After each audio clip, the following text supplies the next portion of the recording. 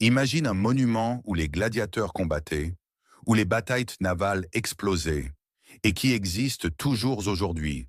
L'histoire des arènes de Nîmes est un voyage époustouflant à travers les siècles, qui commence au cœur de l'Empire romain, vers l'an 70 après Jésus-Christ.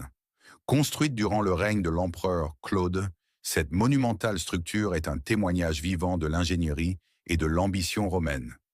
Nîmes, alors appelée Némosus, était une colonie romaine prospère, peuplée de vétérans de légion qui avaient servi l'Empire. Ces soldats, récompensés pour leurs années de service, ont contribué à la construction de ce qui allait devenir l'un des amphithéâtres les mieux conservés au monde. L'amphithéâtre, conçu pour accueillir près de 24 000 spectateurs, était bien plus qu'un simple lieu de divertissement. C'était le centre névralgique de la vie sociale romaine. Ici se déroulaient des combats de gladiateurs, des chasses d'animaux exotiques, des exécutions publiques, mais aussi des reconstitutions de batailles navales, où l'arène était inondée pour l'occasion. Sa construction est un chef-d'œuvre architectural.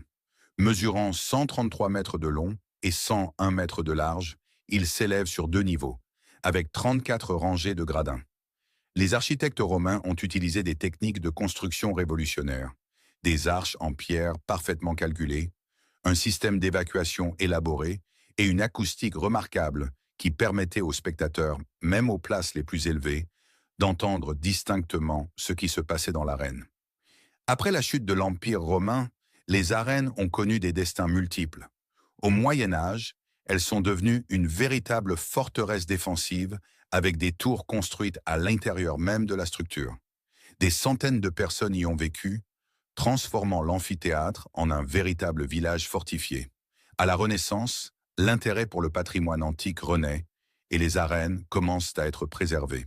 Mais c'est vraiment au XIXe siècle que commence leur restauration moderne. En 1853, l'architecte Questel entreprend des travaux de réhabilitation qui vont redonner à l'édifice sa splendeur originelle. Aujourd'hui, les arènes de Nîmes continuent de vivre. Chaque année, elles accueillent des courses de taureaux, des concerts, des spectacles, attirant plus de 300 000 visiteurs. Elles sont devenues un symbole de la culture camarguaise, où tradition et histoire se mêlent dans un spectacle vivant. Ce qui rend les arènes de Nîmes vraiment uniques, c'est leur capacité à traverser les époques en restant vivantes. Ce n'est pas un simple monument figé, mais un lieu qui continue de raconter l'histoire, de faire battre le cœur des spectateurs, exactement comme il y a 2000 ans. Chaque pierre de cet amphithéâtre raconte une histoire, celle d'un empire, celle